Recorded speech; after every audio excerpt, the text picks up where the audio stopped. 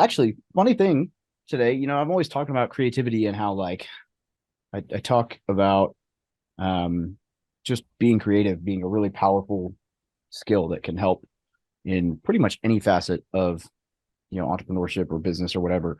And how it's one of my kind of I think strengths is being able to like problem solve in a really unique way that most people wouldn't think through. And a pretty funny example, I haven't heard for sure yet if it worked, but a pretty funny example came up today. We have our weekly call with our hotel, and we've got this issue with the locks. Like these like hotel locks are crazy. You can't just do normal deadbolts, and there's all these things.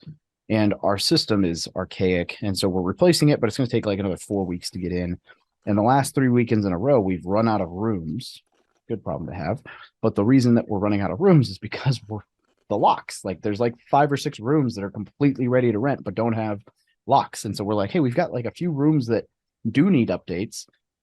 Can we just switch their locks over? And so apparently when the battery dies, you have to hook them back up to the mainframe, and that's how you recode them when you put a battery in. And that's the part that's broken, which is why we're buying a whole new system. And so if you take these things out of the door, they're having this conversation. Our manager, he's like, look, if you take it out of the door, you have to take the battery. There's no way to take it off the door without disconnecting the battery. The moment you do that, the lock dies, and the moment that happens, they're dead. So if we touch them, like we can't use those locks anymore at all.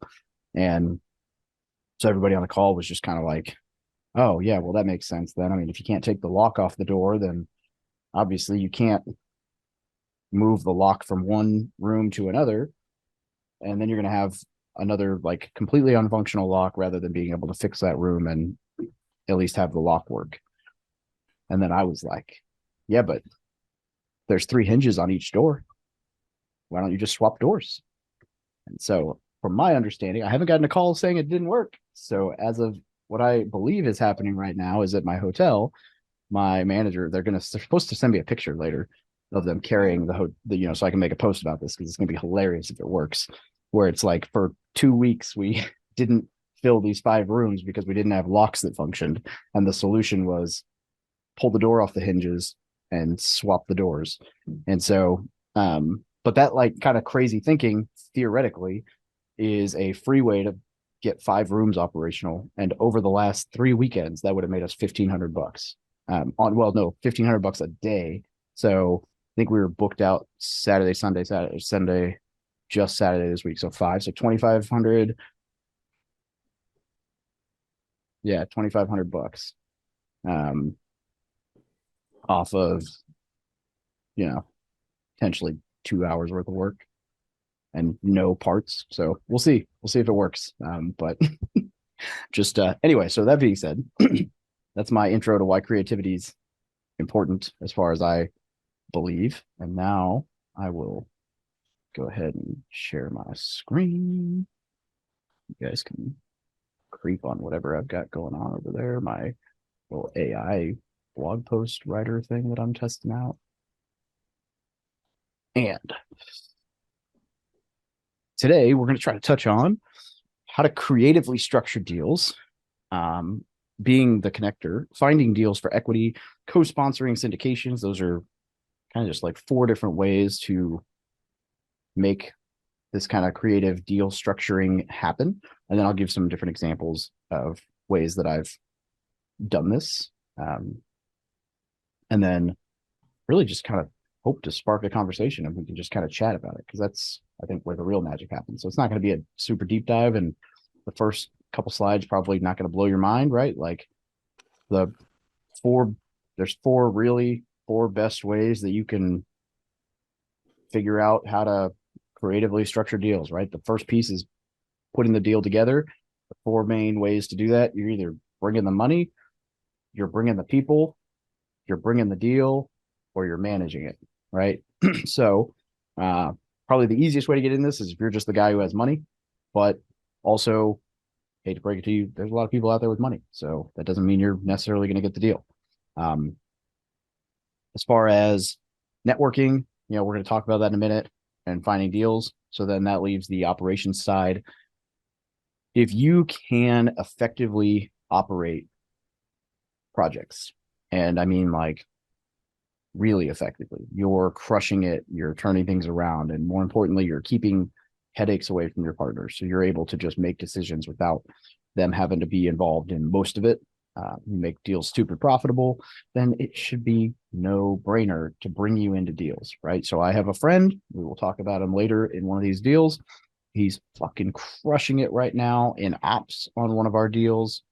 And as a result, I found an off market mobile home park 2 weeks ago. Granted, the numbers didn't work and the guy seems kind of stuck on it, but I didn't even go look at it until I sent it to him and was like, obviously, I'm going to bring you in to operate this. So look at the numbers. Tell me what I need to know and where you think the strike point needs to be. This is what I'm thinking. And then we went back to negotiating. So like he does such a good job with this stuff that I'm like, of course I'm going to bring you into some of these things, right? If it's that kind of asset class, at least.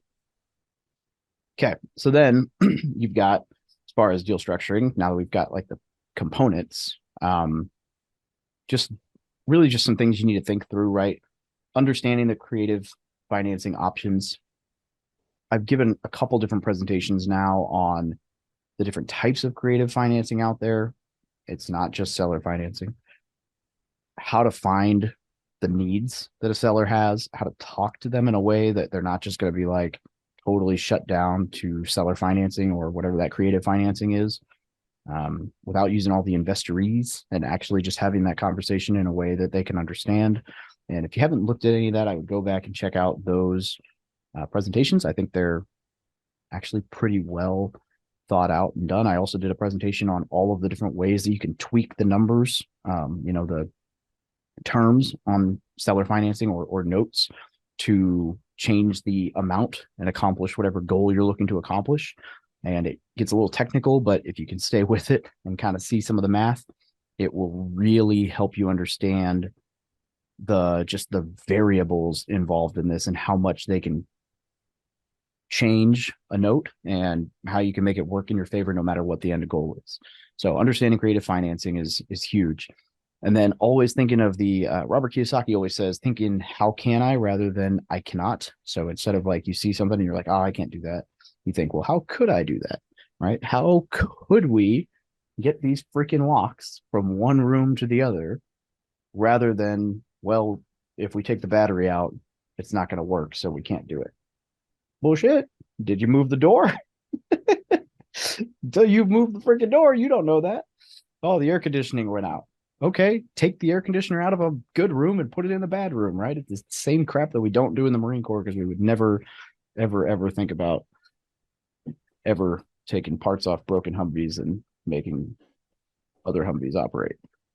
But I wouldn't know because I wasn't maintenance, so I can't incriminate myself. Understanding the ingredients of a deal, right? Needs of the seller. And we already spoke in length about this. So there's a whole presentation on that. Definitely check that one out if you want to go way deeper on it. And then check out John Lalonde's presentation on sales, which will be uploaded soon from the Tampa event, as well as his other presentation to the War Room. But be able to articulate solutions to the needs of the seller, right? Just being able to speak to what is actually going to help them without having to throw in all the crazy investor conversation jargon stuff. And then, all right, so then we've got the knowledge, time, and capital, right? The three main ingredients for structuring a deal.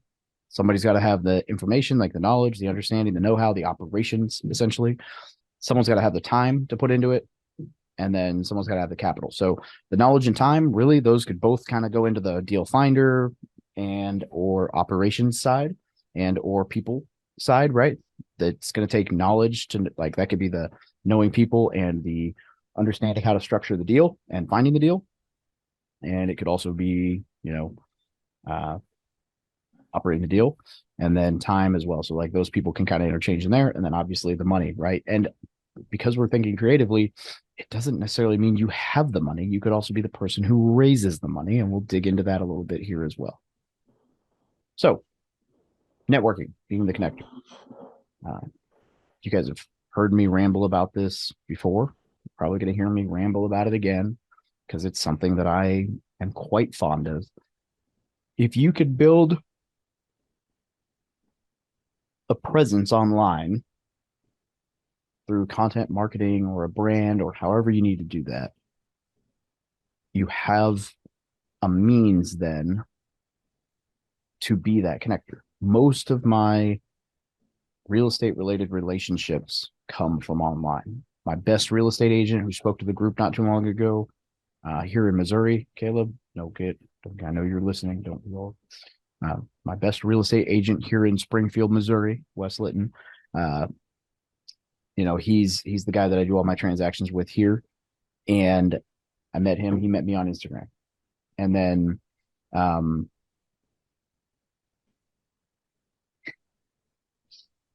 just give you a hard time.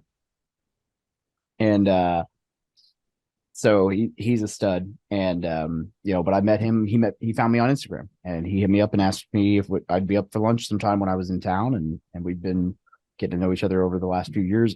We've probably, between him and at one point I was working with his listing agent, we've probably done 30, 40, 50 transactions at this point together. If you count in all the people that I've brought his way, we'll just say he's doing 200 listings this year. At least 30 of those so far have been either me or people I've introduced him to. So, he's doing some good stuff.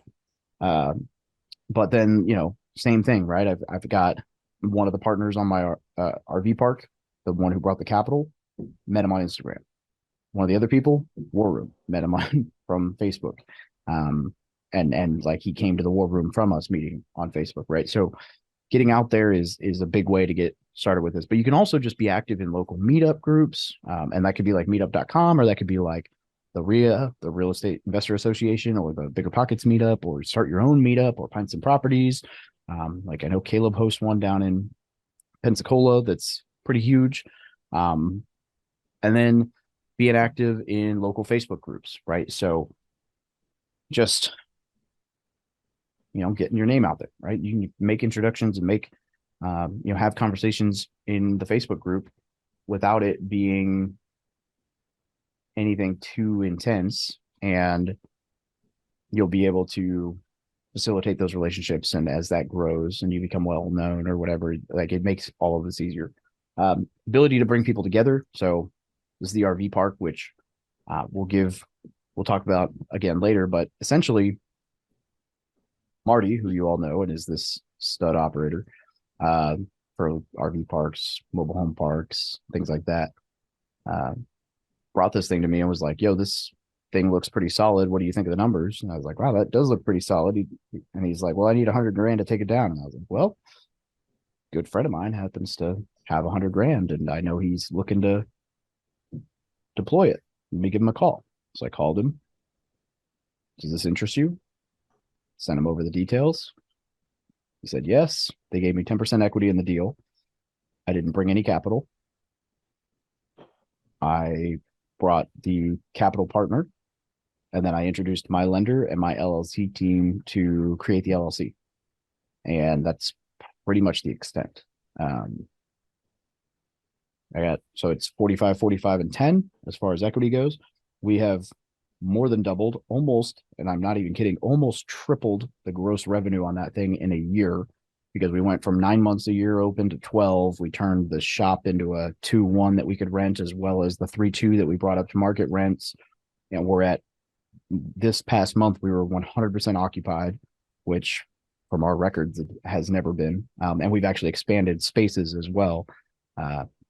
So between all that, we've almost tripled the gross revenue. It was at like an average of like 4,200 a month for like the 9 months that it was open, and we were well over 10,000 last month gross. And so this thing's crushing it. And I basically run the Google business page for like, I think I've spent 3 hours on it the last year, and I made the introductions. Other than that, I've been on 2 Zoom calls in the last year. That's it.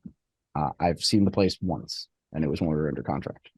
And it's like an hour from me. I don't know why I don't go out there more. But that being said, that's an example of bringing people together. Now, sourcing deals through your network, right? You meet different wholesalers, they bring you deals, you throw them to people you can partner with. Local investors that you met through those meetups and those Facebook groups, and those introductions and networking, on social media. And then, You've got the local agents and the commercial real estate agents, right? Having those relationships and them knowing what you're looking for can be huge when the right deal comes along. Because even if they're just a listing agent and they don't do anything with investing, they're still gonna every now and then get phone calls from people which have a house that they really can't list, right? It's just beat up or whatever, and they might just call you. And then conduct direct to seller marketing. You know, if you're really serious about being the guy who finds deals, go find some deals. It doesn't have to be you relying on people to bring them to you.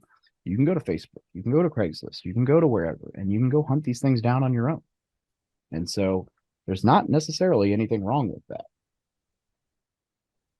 So that's, being a connector. All right. So then we got finding deals for equity, which, as we were talking about. So if you're going to go look for them, you got list source and prop stream. You can pull data and you can send actual marketing. You can direct mail. You can do text blasting. You can do cold calling. I would hire a cold caller before I ever thought about actually doing the cold calling myself if you're doing this at mass. There's all kinds of different ways to market for this. If you are serious about this, anyone in the war room gets the free access to my off-market deals course, but also Adam Whitney did a masterclass on off-market deals that's posted up in the previous calls. So I would check that out as well. And then, so we've got the Facebook Marketplace and Craigslist. Like I said, I just found a 56 unit mobile home park or 56 pad mobile home park on Craigslist that it wasn't listed. It was, there. Yeah. I had caffeine today. They are, I just saw that they were renting out a bunch of different pads, like homes. I had them listed there. And I just hit them up and said, hey, are you interested in potentially,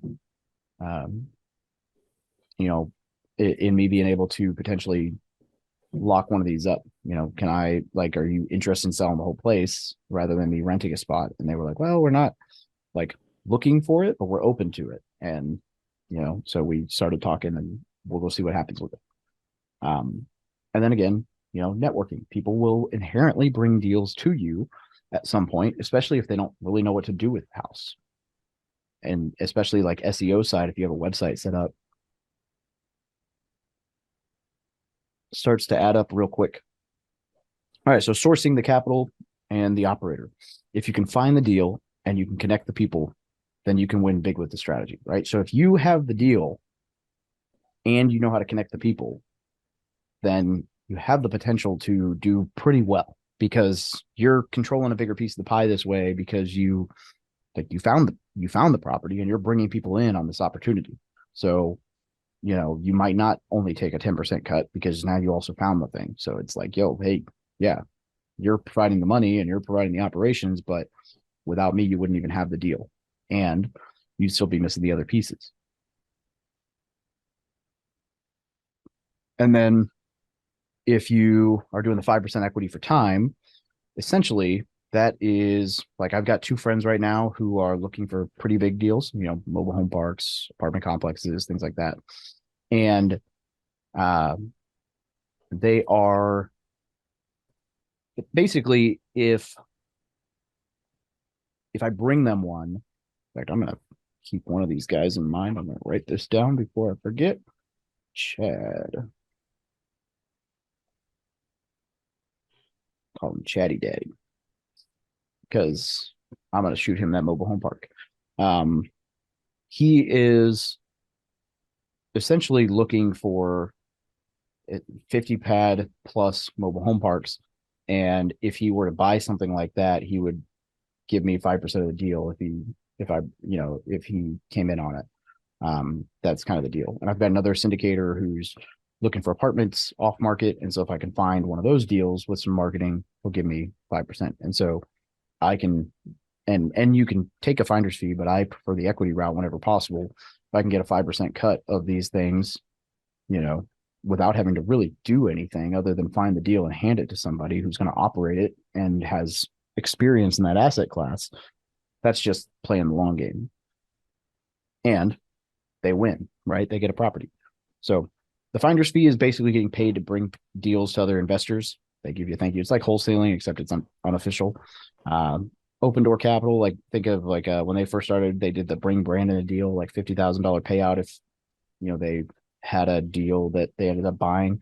I don't think they ever actually had one because the deal was it had to be actually off market and they couldn't have talked to the person before. And I think like very quickly they had talked to pretty much everybody and then everything was on market. And so, yeah, anyway, they never ended up buying one. But who knows? Oh, now that we're taking notes, I'm going to write that one down too. I'm going to take this mobile home park to both these people. I'm like, what am I thinking? Both these guys will maybe buy this thing. And I don't even have to do anything. Now, personally, I would rather take the equity. So even if I did bring that one to ODC and they decided to buy it and they were like, oh, yeah, hey, we're going to give you this $50,000 payout, then that would be cool. And I would say, awesome. Can you instead pretend that I invested $50,000 in your mobile home park and make me an equity partner? And now I get the benefits long term. So, speaking of co-sponsoring syndications, capital raising. Again, this is if you're somebody who's spent the time building a network. You can still do this without, but it's a lot harder. So, this is basically where you get paid to raise money for apartments and syndications. You come in as a co-sponsor, which is essentially just a member of the general partnership who you have to have another job. So most of the time I come in, I'm helping with underwriting and due diligence, and then also like some investor relations stuff. But because you technically can't just be a capital raiser for these things, but this is basically I've got a couple different deals where I own like a 1/3% ownership of the apartment, which is nothing, right? You think about it, it's like, oh, it's 1/3%, but it's 1/3% on in one of these deals a $67 million complex, right? So that's not the worst thing in the world. I mean, that's still like fairly substantial, and I think it's like 70 grand or something like that in the long run. For making sending some emails, making some introductions. Um, I've done this on a couple deals, and the thing with this though is you got to be cool with like you need to really vet the operators, you need to really vet the deal because you're staking your reputation on this thing. So if it sucks, people are gonna be like, "Yo, Dave, you vouch for these guys," and you're like, I'm not really running the deal. I can't fix it." So, if it's a 506C, you can market publicly because it's only for accredited investors. So you can, make sure you have to make sure they're accredited, but you can market it publicly. You can raise to your audience. You can send mass emails, whatever. It's a 506B. They allow up to 35 non-accredited investors. Investors can self-verify their accreditation status, and you cannot publicly market the deal. So no like mass emailing, no, none of that at this point. You have to like go directly to Caleb Drake or Wade German or Zarina or whatever, whoever you're talking to. You have to go directly to that person, and you have to be able to document, like show documented that you have a prior relationship with them. The fund of funds strategy is basically like raising money into a fund that you pay a percentage on, and then you take that fund and invest it in other deals. And you're essentially hoping that you're not hoping you're hopefully it's more than just hopium, but the strategy is that the deal you invest in makes a better return than what you're paying the investors, and you get the arbitrage. So if you invest $1 million of your investors' money in a fund or in a deal, and the deal makes 7% or 8%, and you're paying your investors 7% is what they get for investing in the fund, then you pass that through to them. So, but that's the fun stuff, and the raising stuff's a little bit more complex because you get SEC rules. Long story short is if you build a big network, you can bring capital and get equity in other ways. And on those, I still got a piece of the acquisition fee, and so they're not the worst deals in the world. So, all right, being the connector, private lender. So, oh, this is actually basically just a rehash from the prior presentation. I left it up here just because it's decent information. But if you're looking to,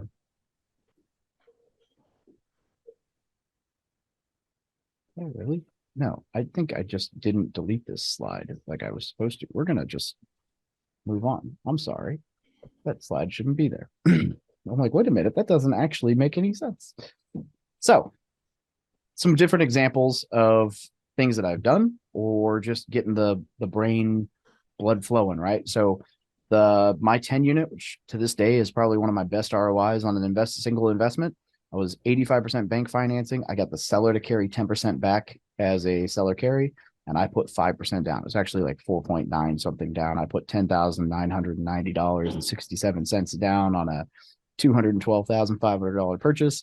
4 years later to the day, I sold it for $340, and it cash flowed every year in between. So pretty sweet deal to put basically 11,000 down, and in just purchase price to sale price, it was 127.5 in return in 4 years.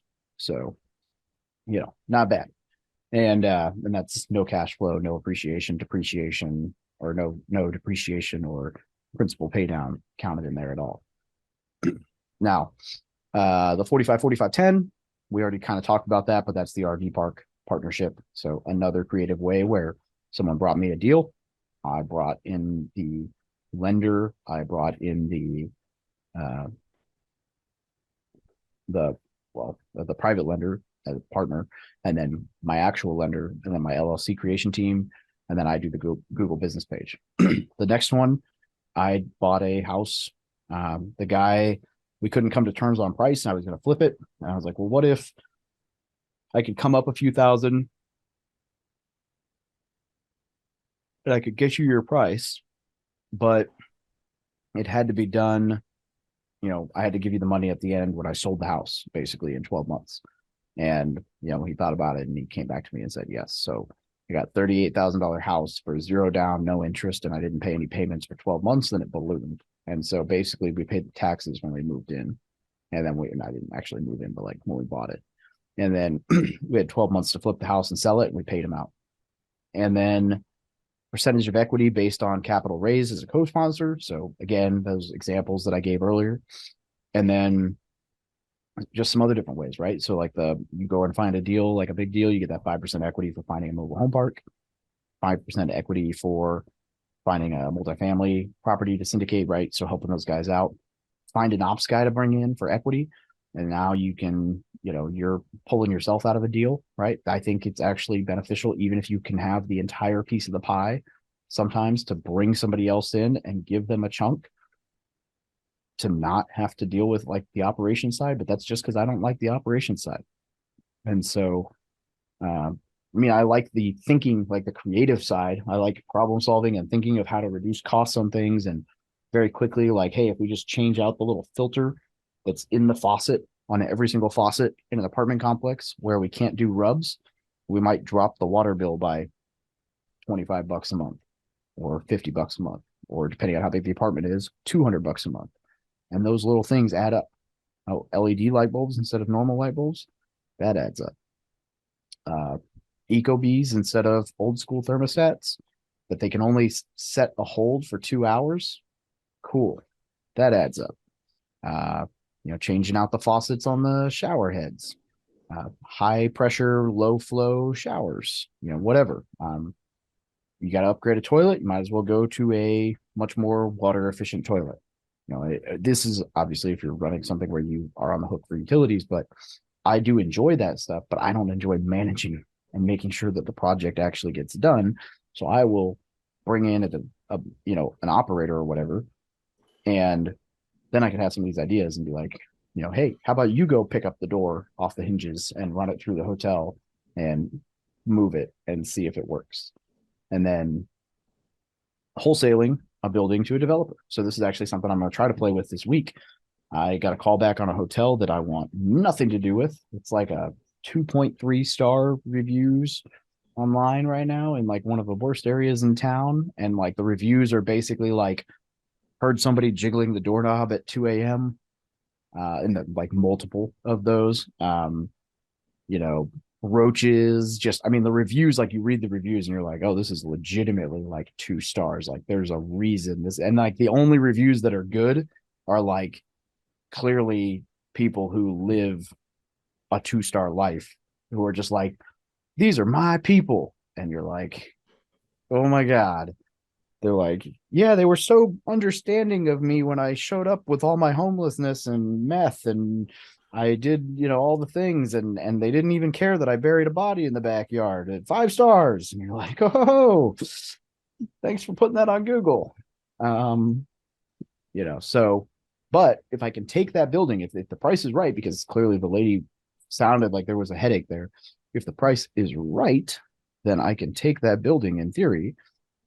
Well, if the price is right, and you could probably even rehab it and turn it into a decent hotel again, because that part of town is turning around. Like they just built a Whataburger on that corner. They just demolished a hotel and they're building something else. Uh, they just built a Top Golf knockoff. The O'Reilly family did right across the corner, or Caddy Corner. And so, if you can get that building for the right price, then I'm going to try to wholesale it to a developer to knock down and put something up nice there because they're gentrifying. So uh, just different ideas like that. Because if I can either wholesale it or be like, hey, I found this deal. Let me learn development from you and get in on this deal for equity. Uh, Either of those is a good way to add value and get a piece of the pie. So that's my class to spark some thoughts. And I'd love to chat some more if we've got some